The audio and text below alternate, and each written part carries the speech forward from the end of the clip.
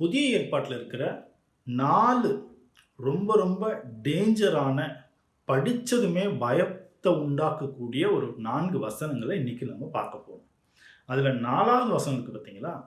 அத எப்பவுமே நம்ம சாதாரணமா நெனச்சுக்கிறோம். ஆனா அதுதான் இருக்கிறதுலயே ஹைலி டேஞ்சரான வசனம். ஸோ இந்த வீடியோவ ஸ்கிப் பண்ணாம பார்த்துக்கோங்க.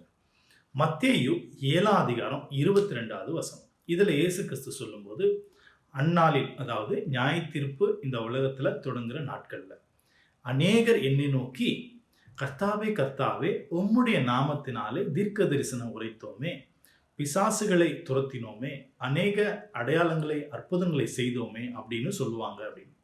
இந்த அற்புதம் செய்யறது, அடையாளம் செய்தவங்க, பிசாசுகளை துரத்தினவங்க இந்த உலகத்துல முதல் மந்திரியாகவோ, பெரிய பிசினஸ் மேனாகவோ, அல்லது அமெரிக்க ஜனாதிபதியாகவோ இருந்தவங்களை பார்த்து இயேசு சொல்லுவார்னு நினைச்சீங்களா?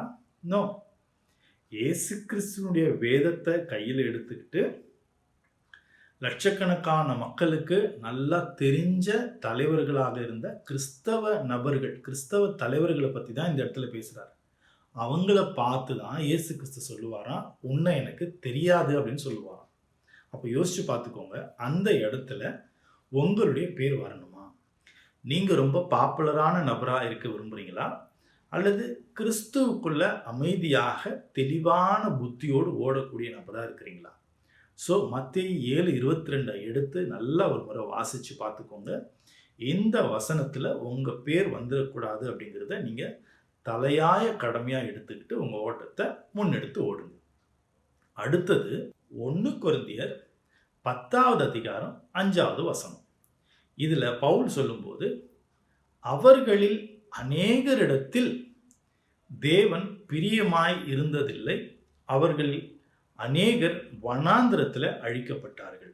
அந்த அவர்கள் அப்படிங்கிறது யாரு? இஸ்ரேல் மக்கள். எகிப்திலிருந்து கானான் தேசத்தை நோக்கி பிரயாணமாக போனாங்க. அந்த எகிப்தை விட்டுட்டு வந்ததுனால தேவனை மோசையின் மூலமாக நம்பி வந்த ஒரே காரணத்துக்காக தேவன் அவங்களுக்கு ஏகப்பட்ட அற்புதங்களை செஞ்சார். ஒரு வெயில் கூட அவங்க மேலே படாமல் இருக்கிறதுக்காக மேகத்தை இவங்களுக்கு வனாந்திரத்தில் ஒரு ஃபில்டர் மாதிரி, ஒரு கொடை மாதிரி நிற்க வச்சு அவங்கள அழகாக நடத்திட்டு வந்தார். 40 இயர்ஸ் அவங்க நடந்தோம், அவங்க செருப்பு கூட தேயலை அப்படின்னு போட்டிருக்கோம். இன்னும் கசப்பாக இருந்த தண்ணி வருஷக்கணக்கில் தேங்கி போய் அழுக்கு பிடிச்சி பாசி பிடிச்சி கசந்து போயிருந்த அந்த தண்ணியை ஒரு மரத்தை தூக்கி அங்கே போட்ட உடனே அது அவ்வளோ டேஸ்டான இளநீர் மாதிரி இருக்கக்கூடிய ரொம்ப ரம்மியமான ஒரு தண்ணியாக மாறிச்சான். இதெல்லாம் ஜஸ்ட் சாம்பிளுக்காக நான் சொல்கிறேன். இன்னும் ஏகப்பட்ட அற்புதங்களை செஞ்சு அந்த அந்த ட்ராவலில் அவங்கள தேவன் கூட்டிகிட்டு வந்தார். ஆனால் அவங்க என்ன பண்ணாங்க? இதெல்லாம் நினச்சி பார்த்தாங்களா? இதுக்காக தேவனுக்கு அவங்க நன்றியோடு இருந்தாங்களான்னு கேட்டிங்கன்னா இல்லை. அவங்க எல்லாரும் புசிக்கிறதுக்கும் குடிக்கிறதுக்கும் ஜாலியாக இருக்கிறதுக்குமே ஒன்றா சேர்ந்தாங்களே தவிர்த்து தேவனை பற்றி சிந்திக்கலாம், எப்படிப்பட்ட மேன்மையான ஓட்டத்துக்குள்ளே வந்திருக்கிறோம் அப்படிங்கிறத பற்றி அவங்க ஒரு முறை கூட சிந்திக்காதனால அதே வனாந்தரத்தில் அவங்க எல்லாம் அழிக்கப்பட்டாங்க. அப்போது இந்த 2வது டேஞ்சரான வசனம் எதுனா 1 கொரிந்தியர் 10ஆம் அதிகாரம் 5ஆம் வசனம். இந்த மாதிரி நாமளும் இந்த ஓட்டத்தில் ஓடும்போது நிறைய பெனிஃபிட்டை தேவனால் அனுபவிக்கிறோம். ஆனால் தேவனுக்கு ஏற்றவங்களா, அந்த கானான் என்கிற ஜீவனுக்குள்ளே போகிறவங்களா நம்மளை நாமளே திரும்ப திரும்ப சரி செஞ்சுக்கிறோமா, திரும்ப திரும்ப நம்மளை சோதனை பண்ணி பார்த்துக்கிறோமா அப்படிங்கிறத நாம் ஒரு முறை செக் பண்ணி பார்த்துக்கணும். 3வது டேஞ்சரான ஒரு வசனம் எது தெரியுங்களா? கலாத்தியர் 6வது அதிகாரம் 7வது வசனம். அதில் பவுல் சொல்லும்போது, மோசம் போகாதீர்கள், மனுஷன் எதை விதைக்கிறானோ அதையே அறுப்பான் அப்படின்னு சொல்லுவார். அப்போது இன்னைக்கு நீங்கள் கிறிஸ்துவுக்குள்ளே கமிட் ஆகிட்டு கிறிஸ்துவை நம்பி நான் வாழ்வேன் ஓடுவேன் அப்படின்னு சொல்லி வந்திருக்கிற நீங்கள் என்ன மாதிரியான விஷயங்களை உங்கள் வாழ்க்கையில் விதைக்கிறீங்க? நீங்கள் யாருக்கும் ஒரு தீமையை விதைச்சிட்டு தேவன்கிட்ட போய் நன்மையை எதிர்பார்த்தீங்க அப்படின்னா கண்டிப்பாக உங்களுக்கு தேவன் சைட்லேருந்து நன்மை வராது. அந்த தீமை அப்படியே நிறைய திரும்பி வரும். ஏன்னா ஒரு விதையை போட்டோம் அப்படின்னா, ஒரு அரிசி விதையை போட்டோம் அப்படின்னா அது வளர்ந்து வரும்போது 100 50 ஏகப்பட்ட அரிசி அதில் வரும். அப்போ ஒரு தீமை அநேக தீமையை தான் நம்ம லைஃப்பில் கொண்டு வரும். அப்போ இதெல்லாம் இயேசு சும்மா விளையாட்டுக்கு சொன்னாரா? ஏதோ அந்த பக்கத்தை ஃபில் பண்ணணும் அப்படிங்கிறதுக்காக சொன்னாரானா? இல்லை, இதெல்லாம் அப்படியே நடக்கும். இதெல்லாம் கிறிஸ்துவுக்குள்ள ஓடுறவங்களுக்கு அவங்க தேவனை நம்பி நன்மையை விதைச்சாங்கன்னா நன்மை 100 மடங்கு திரும்பி வரும். தீமையை விதைச்சாங்கன்னா தீமை 100 மடங்கு திரும்பி வரும். திரும்பி வரும்போது அதை வாங்குறதுக்கு நம்மளால முடியாது. ஆகவே நாம் என்ன விதைக்கிறோம், என்ன பேசுகிறோம், என்ன மாதிரியான விஷயங்களை கிறிஸ்துவுக்குள்ள எல்லாருக்கும் முன்மாதிரியாக செய்கிறோங்கிறதுல ரொம்ப ரொம்ப ரொம்ப நம்ம கவனமாக இருக்கணும். 4வது ஹைலி டேஞ்சரான வசனம் எது தெரியுங்களா? மத்தேயு 5:22. அதில் அவர் என்ன சொல்லுவார்? உன் சகோதரனை பார்த்து மூடனே அப்படின்னு நீ சொல்லிட்டாலே நீ எதுக்கு பாத்திரம் தெரியுமா? எரி நரகத்துக்கு பாத்திரன். அதாவது நரகத்துக்கு போயிடுவேன். ஒரு ஆள் உண்மையிலேயே கிறிஸ்டியானிட்டிக்குள்ள நல்லா ஓடுறார். எல்லா ஞாயிற்றுக்கிழமைகள்லையும் கரெக்டாக சர்ச்சுக்கு வர்றார். யாருடைய மனசையும் கோணாமல் நடந்துக்கிறார். பைபிளை கரெக்டாக ஃபாலோ பண்ணுறார். ஆனால் கூட இருக்கிற சகோதரனை பார்த்து முட்டாளு அப்படின்னு சொல்கிறார். இந்த ஒரு வார்த்தை சொன்னதுக்காக தேவன் அவரை தூக்கி நரகத்தில் போட்டுருவாரா? நிறைய சான்ஸ் இருக்கு.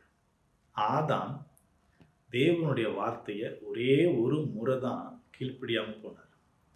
அதுலேயே அவங்க 2 பேருடைய உறவும் கட்டாகி வெளியில் போயிடுச்சு.